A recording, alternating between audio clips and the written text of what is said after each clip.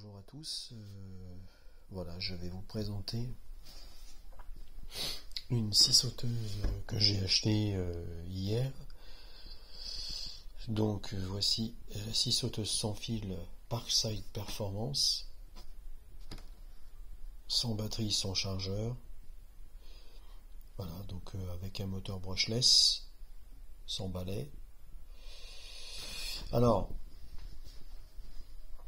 cette scie sauteuse que je présente aujourd'hui, pour l'instant je n'ai pas de batterie puisque j'attends justement de m'équiper avec ce type de matériel. Alors moi, ce que je peux en dire, c'est que objectivement pour l'instant je ne peux pas m'en servir puisque j'ai pas de batterie, mais je vais être objectif sur le produit en lui-même en question présentation. Donc ici nous avons une belle boîte en plastique avec des moulures, vous voyez ici, qui sont plutôt pas mal. Ici on a la marque Parkside Performance en relief. À l'intérieur, nous avons la notice.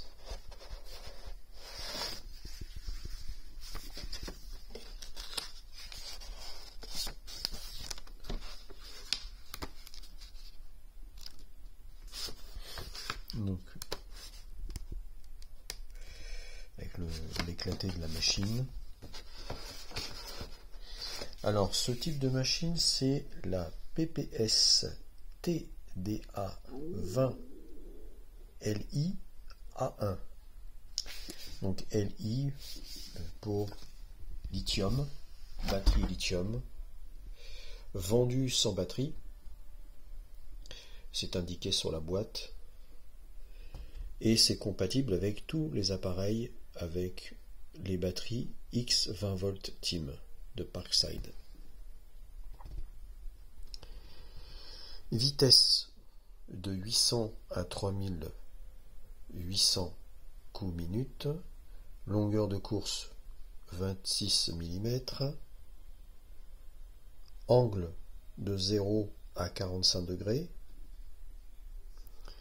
Le mouvement pendulaire de 1 à 3.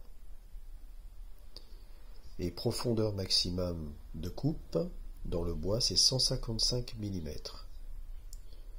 20 mm dans les métaux non ferreux.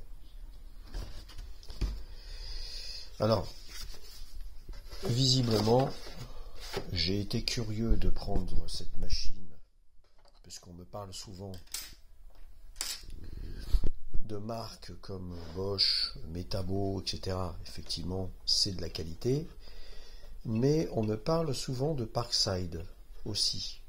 Alors, Parkside, j'ai été un petit peu dubitatif au début, en disant oui, bon, Parkside, c'est pas terrible. Au niveau qualité, c'est pas forcément bien. Bon, je vois beaucoup de vidéos, je regarde beaucoup de vidéos sur le Parkside. Bon, là, quand j'ai vu la machine hier, quand j'ai déballé le produit, donc là ici, on a le bouton avec les vitesses réglables, donc électronique. La prise en main est intéressante parce qu'on n'a pas la scie sauteuse, elle n'est pas très lourde, donc déjà au niveau du travail c'est quand même assez important. La gâchette ici, le réglage pendulaire, donc les boutons sont quand même plutôt assez durs, donc là c'est bien. Ici nous avons la sortie pour l'aspirateur. Le bouton ici, je regarde, ça m'a l'air d'être qualitatif, donc voilà. Donc visiblement la machine, donc avec le petit le socle en plastique ici, et c'est pas une tôle, c'est pas de la tôle, c'est du moulage. Donc là, vous voyez ici, C'est moulé. Hein. Voilà.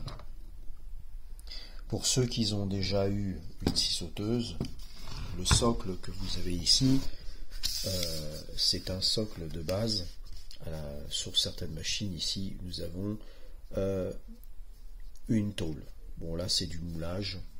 On voit que la finition est c'est intéressant comme produit. Moi, voilà, je trouve que c'est bien. On a bien en main, ça glisse pas, c'est pas du plastique de mauvaise qualité. Alors là, on est bien sûr sur du Parkside Performance. Hein. On n'est pas sur le Parkside simple. Comme j'ai pu constater déjà sur d'autres machines où la finition n'était pas pareille. Là, c'est quand même assez intéressant en termes de finition et de qualité. Alors, moi, je vais prendre aujourd'hui la décision de tester ce genre de machine à présent. Nous verrons bien au fur et à mesure du temps de mes bricolages divers que j'ai à effectuer dans mes découpes de bois, etc. Je verrai ce que je vais faire avec la longévité du produit. Nous allons voir ça bientôt. Alors elle est livrée, avec deux lames. Donc là ici on a une lame. Donc ici une lame pour le bois. Voilà. Et nous avons ici une autre lame pour le bois. Donc coupe fine, apparemment, coupe propre. Donc une lame plus fine que l'autre, puisque ici, celle-ci, elle va faire ce qu'on appelle du chantournage, donc des découpes non droites. Nous avons dans la boîte un guide qui va s'installer à ce niveau-là.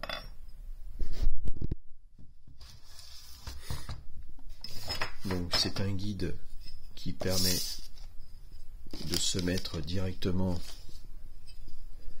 sur le bord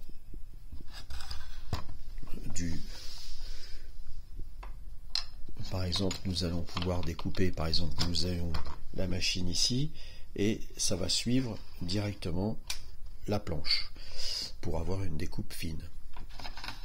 Là, bien entendu, vous avez ce qu'on appelle l'entrée du guide avec les vis de serrage, et nous avons ici une petite plaque en plastique transparente qui permet avec une flèche, de bien suivre son trait. Alors pour moi, bon, je ne l'ai pas encore testé, puisque c'est une machine que j'ai achetée hier. C'est une machine qui n'est pas forcément plus chère qu'une autre, hein, contrairement, par exemple, moi j'ai l'habitude de voir beaucoup de Ryobi, Works. En comparaison, on est un peu moins cher forcément. Sur le Ryobi, c'est beaucoup moins cher déjà en comparaison avec le Ryobi.